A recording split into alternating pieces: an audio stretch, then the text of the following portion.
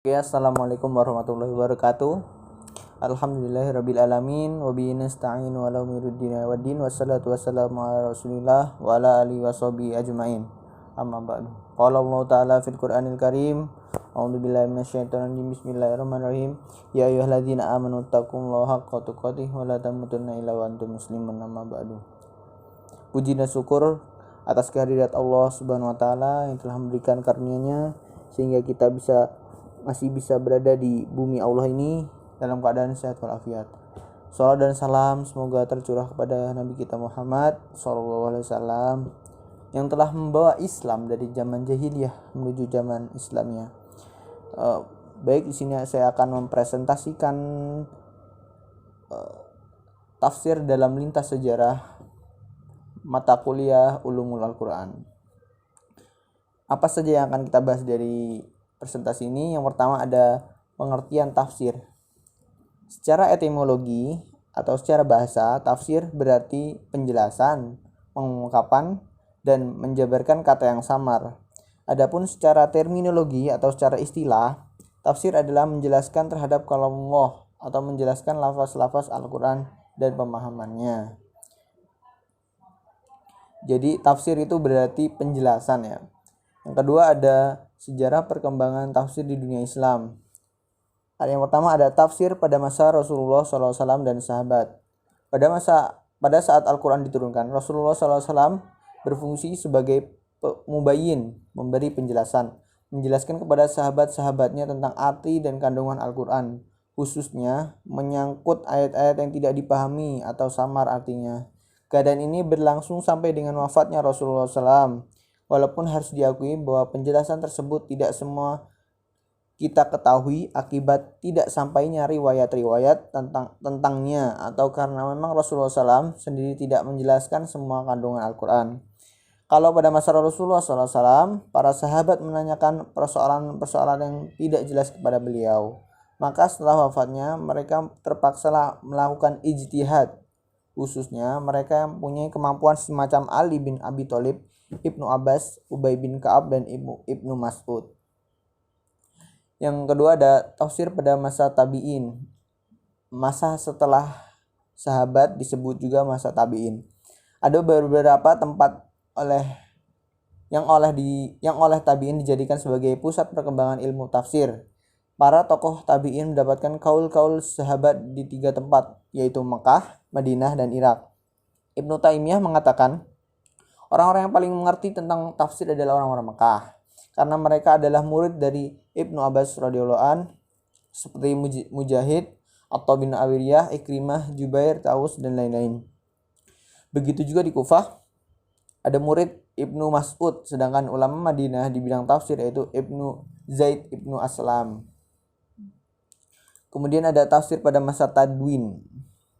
Masa Tadwin ini dimulai dari di awal zaman Abbasiyah, yakni zaman setelah Daulah Umayyah. Para ulama saat itu mengumpulkan hadis-hadis yang mereka peroleh dari para sahabat dan tabi'in. Mereka menyusun tafsir dengan menyebutkan sepotong ayat, kemudian menyebutkan riwayat dan para sahabat dan tabi'in. Namun demikian, ayat-ayat Al-Quran yang ditafsiri belum tersusun sesuai dengan susunan mushaf. Untuk memisahkan hadis-hadis tafsir dan hadis yang lain, para ulama mengumpulkan hadis-hadis yang marfu dan hadis-hadis yang mauquf tentang tafsir. Mereka mengumpulkan hadis bahkan mengambilnya dari berbagai kota. Di antara ulama yang mengumpulkan hadis yaitu ada Sufyan ibnu Uryanah, Waqi ibnu Jarrah, Su'aibah ibnu Hajjaj, Ishaq ibnu Rahawi. Yang selanjutnya ada perkembangan tafsir di Nusantara atau di Indonesia ya. Saat ini sebelum abad ke-20. Di Nusantara, usaha dalam memahami pesan-pesan Al-Quran dengan bahasa Indonesia, dalam kutip Melayu, dan bahasa daerah telah dimulai dari awal-awal Islam masuk di Indonesia. Sebelum pesantren berdiri, namun sedikit sekali kajian Al-Quran dan penafsirannya dibukukan dalam sebuah buku tafsir tersendiri. Kajian tafsir masih integral dan bercampur dengan ajaran-ajaran tauhid, fikih, tasawuf, dan lain-lainnya yang disajikan secara praktis dalam bentuk amaliyah praktis kehidupan. Yang Selanjutnya ada tafsir Al-Quran setelah abad ke-20.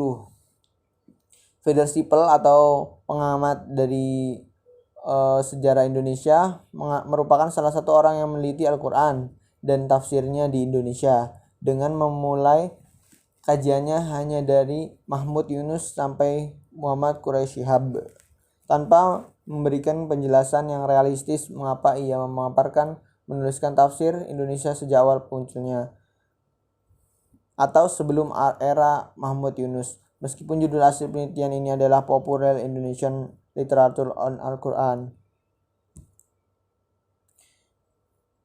Yang selanjutnya ada penyebab perbedaan penafsiran internal dan eksternal. Apa itu faktor eksternal? Ini kaidah-kaidah yang harus dikuasai oleh mufasir yang nantinya menjadi sebuah alat dalam memahami pesan Al-Quran. Apa saja faktor eksternal dari apa saja faktor eksternal yang harus dikuasai oleh mufasir? Yang pertama ada pembagian kedua istilah, yaitu muhkam dan mutasyabih.